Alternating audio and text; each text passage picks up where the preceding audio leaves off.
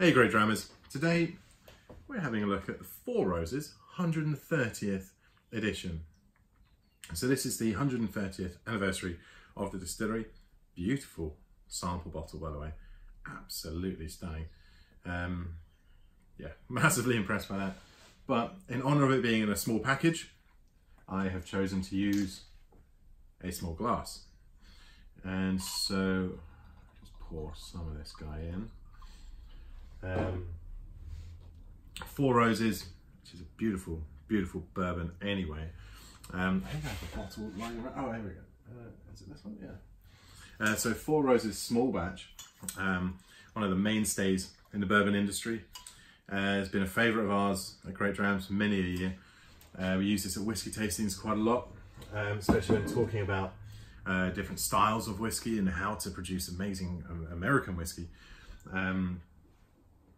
And also because, I mean, frankly, although it's done on a mass scale, the beauty of being able to get that label cut and stamped on perfectly every time is also quite incredible. Anyway, the 130th anniversary is a big thing, especially in American whiskey. And so they've celebrated by sending me a sample. Let's see how we get on.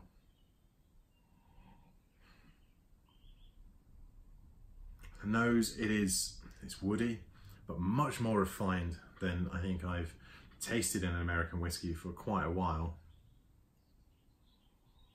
It's a lovely brown sugar note there, a sweetness but not too sweet, like a maturity to it, which you'd want to portray in a 130th anniversary distillery release, I'm sure. There's still that lovely sweetness, that hint of kind of a botanical floralness to it.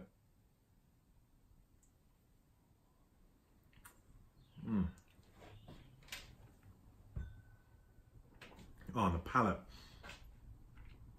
Whew. That's a hell of a lot of flavour. It is juicy.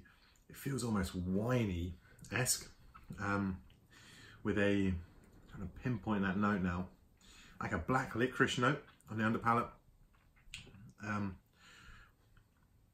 There's still a sweetness. There's a beautiful kind of oaky note there, and like, as I said, juicy note coming through. A little bit of char,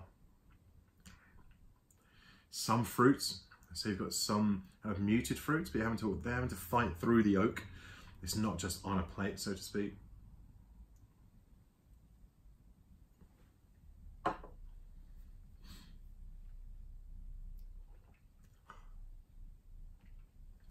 I think there's a certain kind of sweet. If you're British and you have sweets that are, when you're a kid, those weird pink and yellow things on a stick, no idea what flavour they were supposed to be, like somewhere between vanilla and strawberry and some kind of weirdness, but always were just very sweet and highly enjoyable. That note has just come right back to me, that kind of visual of me being on Bournemouth Pier as a child. Eating these things whilst being windswept and battered by the rain. It's just kind of weirdly come into my head while drinking that. But the actual whiskey itself, very balanced, got a hell of a lot going for it, a lot of character, quite punchy as well. I actually don't know the ABV, apologies for that, but it stands up. It is a strong whiskey in flavour, if not ABV, I again don't know. But a very, very, very enjoyable whiskey, and a good one to honour and be a tribute to 130 years of distilling excellence. Congratulations, and until next time, cheers.